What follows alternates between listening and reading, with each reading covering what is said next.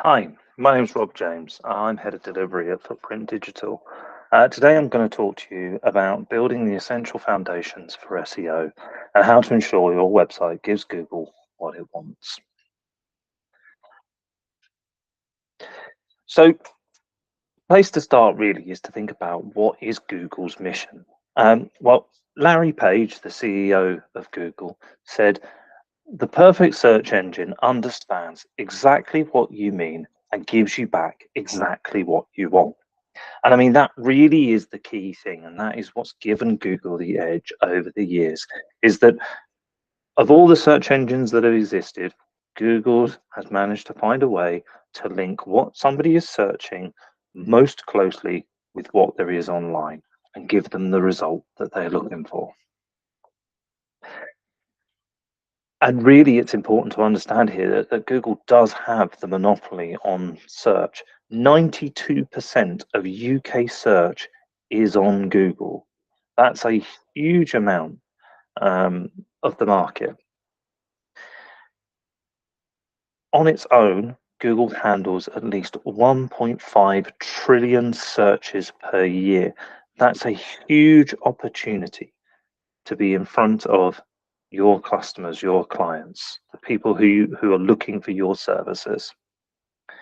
So what we want to do here is ensure that you can demonstrate the value you provide users to Google and make sure that Google can understand what it is that you could do best, so to best suit the search term that they're looking for. So starting here, the key technical aspects you'll need for a website to rank well. At the very foundation, we have research. It's really important that you outline what your goals are, what you're hoping to achieve, and how you're going to get there. And then do some research based around that. Understand your audience, your target market. Look at where they go online, the sort of words they're using. Are there any communities that they're part of?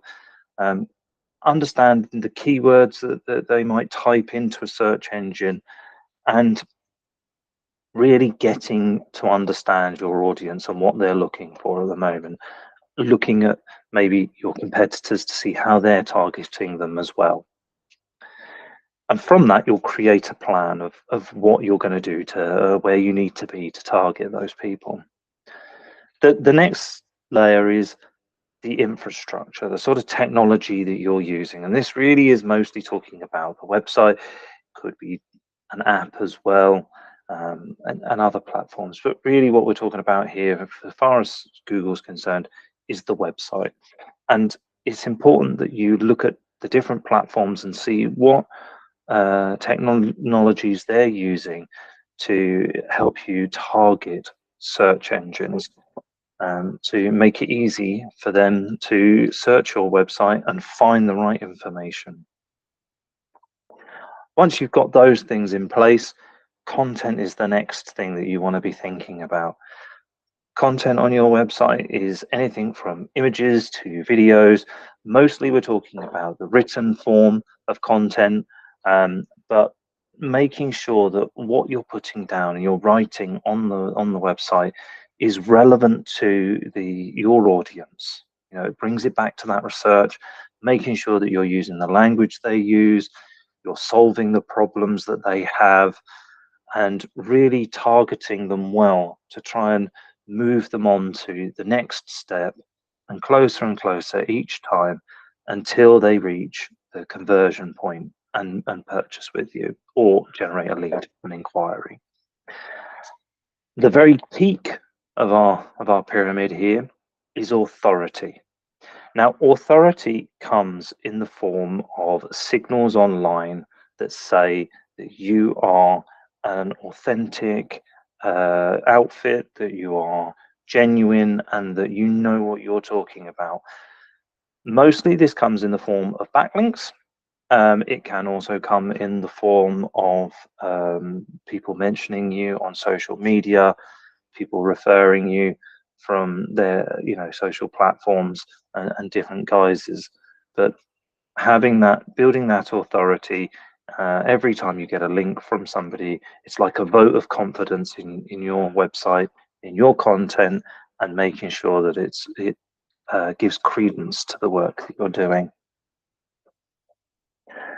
So it all starts from spiders.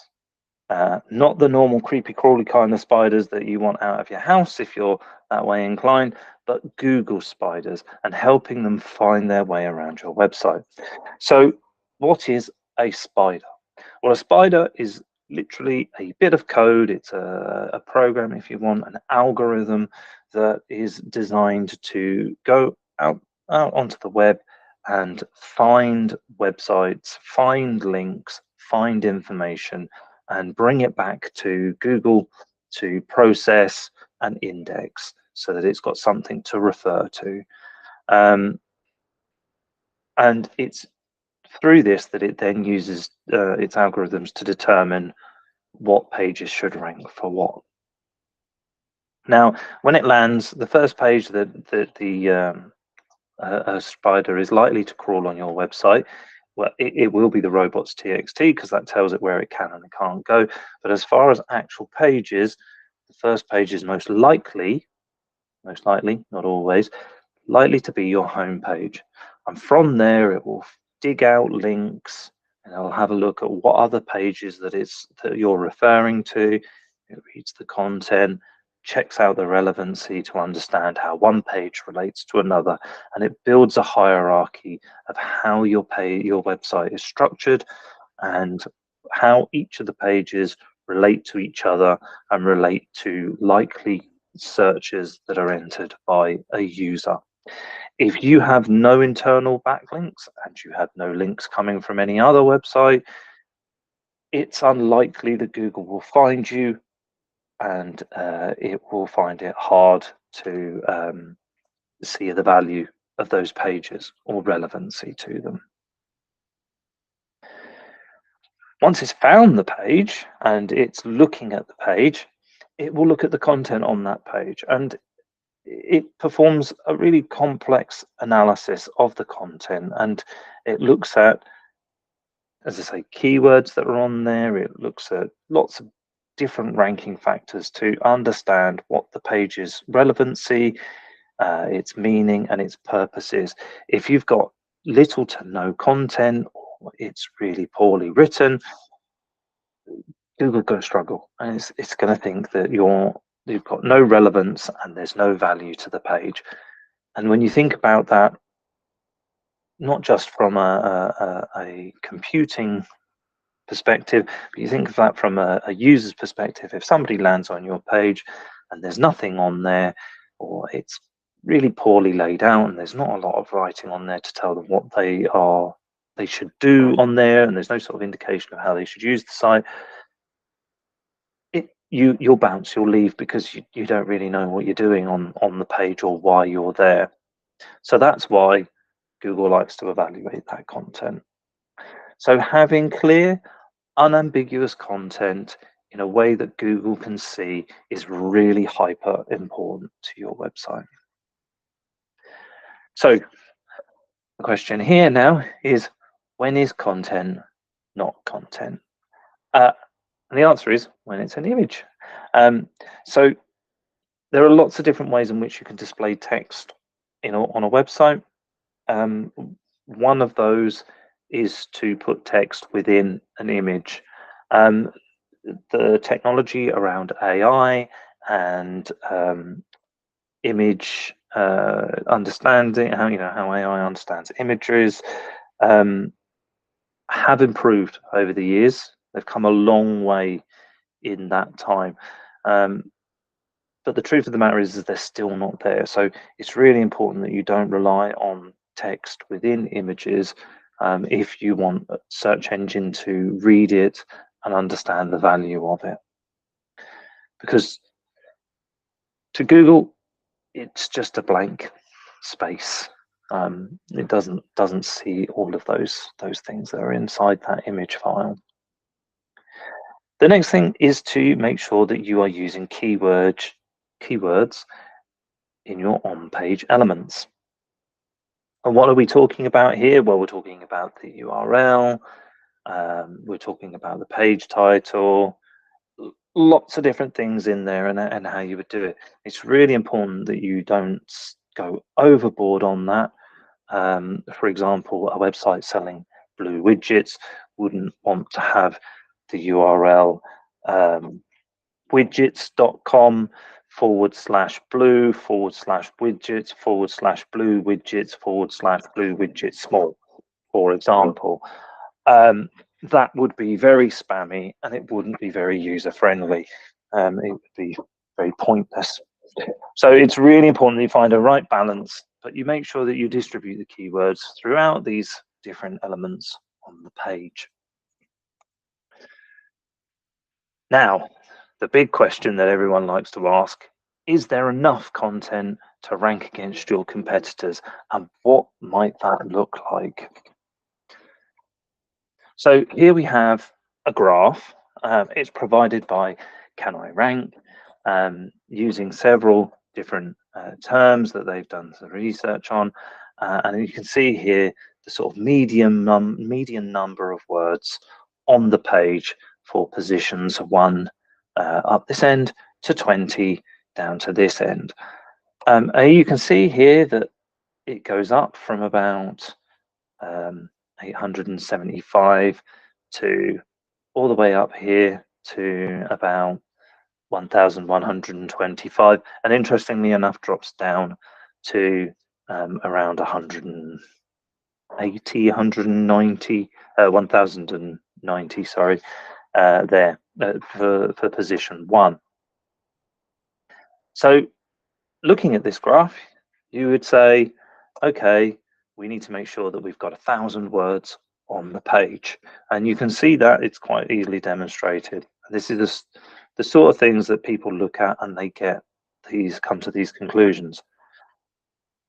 The truth of that is that isn't correct.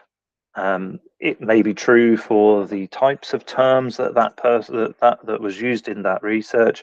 It might be true for certain industries, that they may have an average number of words in a search, but generally speaking, there isn't a minimum or a maximum word count. It doesn't really exist. It's just about what's enough content to be the best result for Google search. You want to make sure that you're providing enough information for your users in a really relevant way, but not over spamming it and filling it with lots of content just for the sake of putting content on there. And again, the reverse being true, avoiding saying anything because you don't want to get in the way of the user experience and having nothing on there. So it's really important to make sure that you strike the right level and say what needs to be said on a page in the best way, and not to focus too much on what is the right level of content. So here, recapping again, we're going to say you need to make it easy for Google to find its way around your website. Ensure that you maintain keyword focus everywhere, but don't overdo it and spam it. And then provide enough content to be the best answer in a way that Google can read. It's really important that you actually then think about other factors as well, such as page speed. All the time, everything's developing to become faster and faster and faster. People's attention spans are not very long. You know, when you're online and you're waiting for a page to load, it doesn't take us long to get bored and think, oh, it's just not going to load, there's a problem, and go somewhere else. So page speed is really important as a factor. There is a service that Google provides, which is called PageSpeed Insights. If you go on there, you can type in your URL and hit analyze, and it will provide you lots of different information on how to speed up your website and make it load faster. It even will provide you with some of the assets compressed for you if that's what needs to be done. It's really valuable, and it can really help to improve the performance of your website. Next, important SEO pitfalls to avoid. This is a really big one, and I notice it all the time. We come across it it's really common. It's having broken pages and missing content. Now, if you have links coming to your website from outside of your website, from other external websites pointing towards you, if you have pages that you've removed because you no longer offer the service or the content doesn't seem relevant, it's really important that you redirect that to the most relevant page, because if it's linked to, you will lose that authority. It goes nowhere. It doesn't go into your website, and that's one of the hardest points to build, is that top of the peak authority. So you want to keep sure that you maintain all of that as much as possible. Internally, if you have broken links that are all over the website, it's an incredibly frustrating thing as a user when you're shopping on a website and it constantly has 404 not found, or whoops, something's broken. What it does is you're shopping and you're reading and researching, and as you're going along on your journey, you suddenly hit something and it makes you stop and think, and it really interrupts your flow. And at that point, you are possible that you may just go, okay, I'm going to leave and I'm going to go somewhere else to find. You may then have to go back to the home page and start the journey again. And all of that things can be frustrating. If it happens once or twice, you might carry on. If it happens repeatedly, you're just going to leave. So it's really important here for search engines to be able to assess your website, and for end users to make sure that there aren't any broken links on the website, and to do regular checks. It can have a huge impact on your ability to rank. The next one is spelling and grammar. I'm going to read this as it's written so that you can understand just how awful it is. It's basic stuff, but it will affect the quality of your content and avoid making a bad first impression with your audience. So you can just hear it, you can just feel it as I read it, that it grates when it's not well presented. It also makes you question how much somebody cares about their website when there are spelling mistakes all over it. So it can affect your the brand image, and that people will think, oh, I don't know whether I trust these guys, because they don't even check their spellings. And this is something that search engines will see, and they will look at, and they will see this low quality content, and they will not give you as much authority as they may to another site that has much better spelling involved on it. This website is a different issue. This one is very hard to understand what they're about. So if you look at their search result, it says official homepage of, and then it says connecting the future, looking for online support, general support, login, inspiration for your next installation, ? So that's what people see on a search engine, and when they click on it, they get happy hotel, looking for online support, inspiration on your next installation. So it's just picking up that top bit of content that's on there, and then it says bars, products, service agreements, about, and contact. Now, the owner of this business, that may make absolute sense to them, and they may know exactly what they're talking about, but for anybody else who's just seeing it off the bat, there's nothing there to indicate what exactly it is that they do. And so it's really hard to say, okay, what is this relevant to? And if you think we as humans are struggling with that, how do you think Google is doing it through its automated systems? The next is content, duplicate and thin content.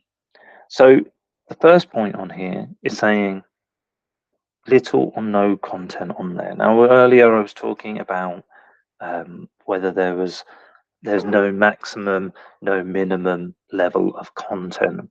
And whilst that is largely true, it is also true to say that if there is no content on your website, or there is just maybe a sentence or two, it's going to be very hard for anybody to understand what the purpose of the page is. What are they supposed to do? Where are they supposed to go? Is there no calls to actions?